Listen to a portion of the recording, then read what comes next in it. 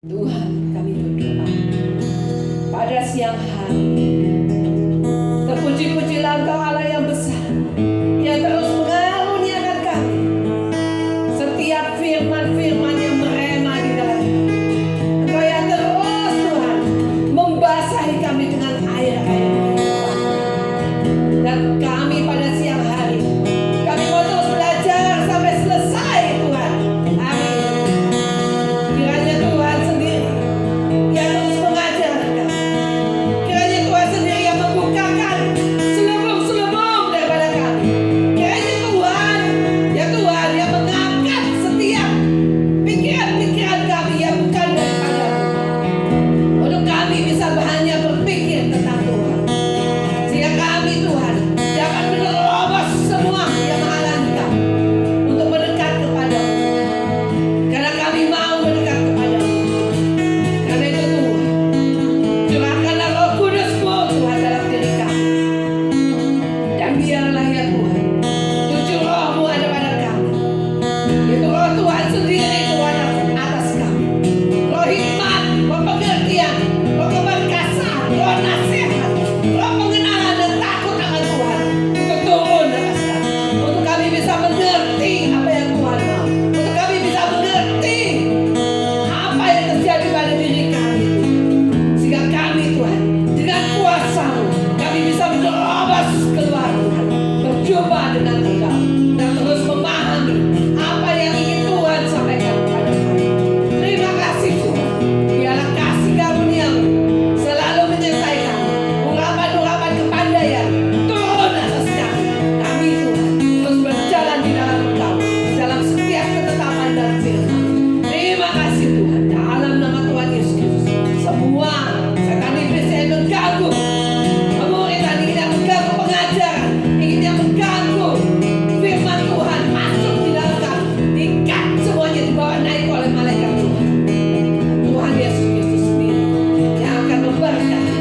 Tuhan Yesus Kristus sendiri yang akan mengurangi pengajaran-pengajaran demi pengajaran yang kami terima dalam setiap hari Minggu ini Tuhan.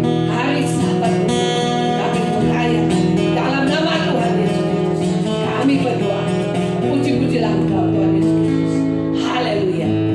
Amin. Ya, selamat siang semuanya. Hari ini ada Pak Ginting. Kita akan lanjut nanti pengajaran pelepasan yang sudah ditunggu-tunggu. Ya, Bapak Ibu, kayaknya kalau nggak ada Bu Vita, pada letoy ya kalau baca Alkitab ya. Itu ya, saya bilang. Ya, membaca Alkitab itu salah satu power dan salah satu senjata kita untuk kita melawan setiap yang menghalangi kita. Bagaimana cara membaca Alkitab? Terutama ini kitab Mazmur. Tadi saya ujinya dengan kitab Mazmur, membaca. Bagaimana cara membaca? Kita harus tahu kondisi. Bapak Ibu pasti udah baca satu buku, udah baca kan? Pasti minimal satu buku udah baca lah. Ada yang di sini ulang-ulang, ada yang udah 7 buku, ya kan? 7 kali khatam, ada yang 2 kali khatam, ada yang baru 1 kali khatam, ya kan? Ada yang bisa sampai 10 kali khatam. Puji Tuhan, luar biasa ya. Berarti Bapak Ibu sudah tahu kehidupannya Daud.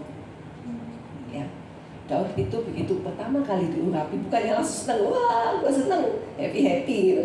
Enggak, itu langsung diurapi. Dia langsung dikejar-kejar, ya kan, sama Saul. Mau dibunuh, ya. Sengsara, hidupnya di pengejaran, di pengasingan, pergi ke sana kemari, ya. Sampai minta tolong makan itu, ya, sampai makan roti persembahan gitu ya. Itu karena saking udah hopeless ya. Kejar sana, kejar sini, kejar sana. Itu Daud. Ya. Tapi Daud itu dapat perkenanan Tuhan.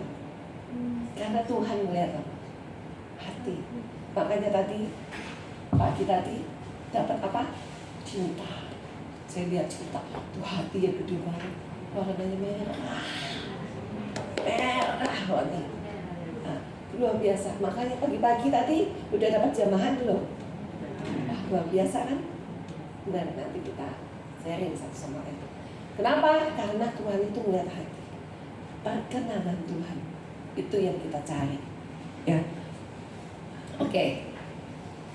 Daud itu Setiap kalimat dari Daud itu, dari pasal 1 sampai pasal terakhir, itu isinya ya, perjalanan baik di alam roh maupun di dalam kehidupan harian.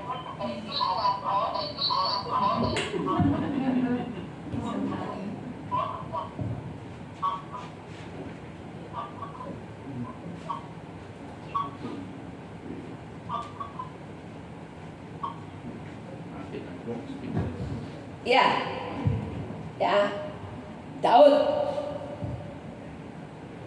Daud itu dari awal sampai akhir. Apa? Yang pertama kali bacaan Alkitabnya, boleh pinjam Alkitab enggak?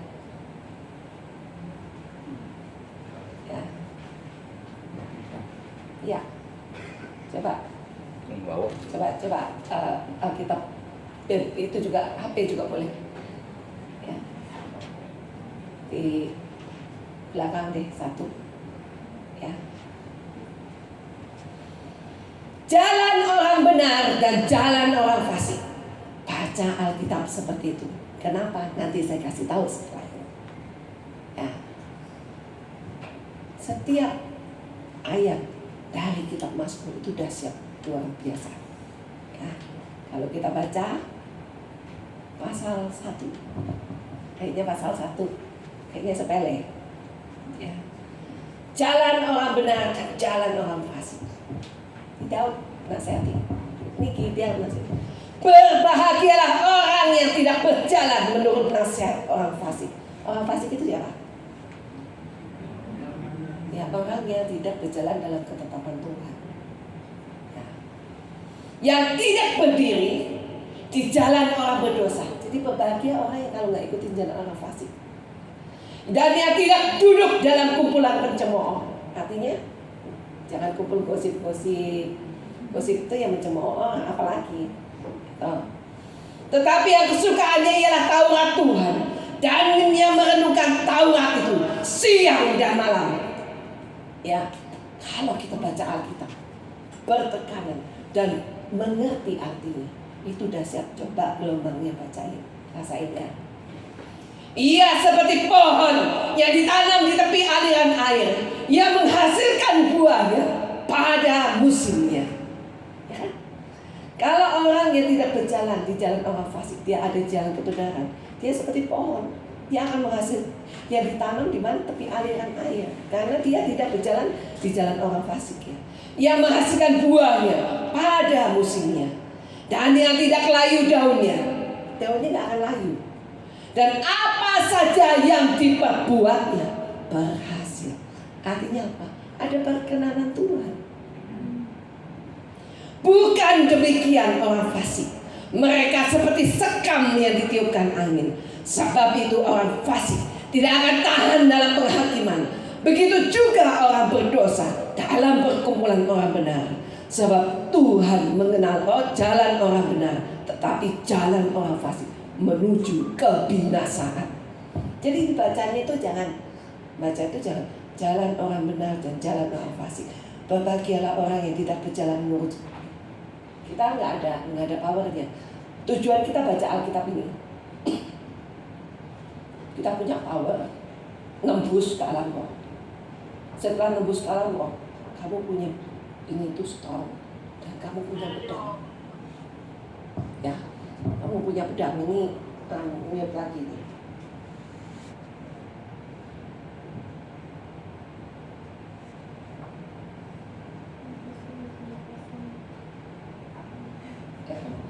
Jadi ini ya, kenapa baca Alkitab harus begini? Ini baru. Jadi kan kemarin penyembahan, kemarin kan udah selesai penyembahan, komsel, terus pada pulang. Ada yang nginap.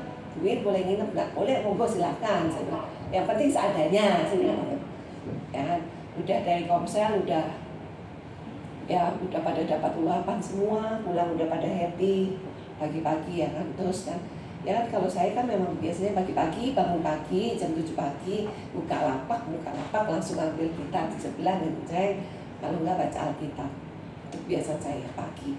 Terus siangnya saya saat teduh tiduran di situ. Jadi saya nggak naik ke atas. Ya saya di situ terus sambil nungguin mami selesainya jam kapan karena dia pasti minta baca Alkitab.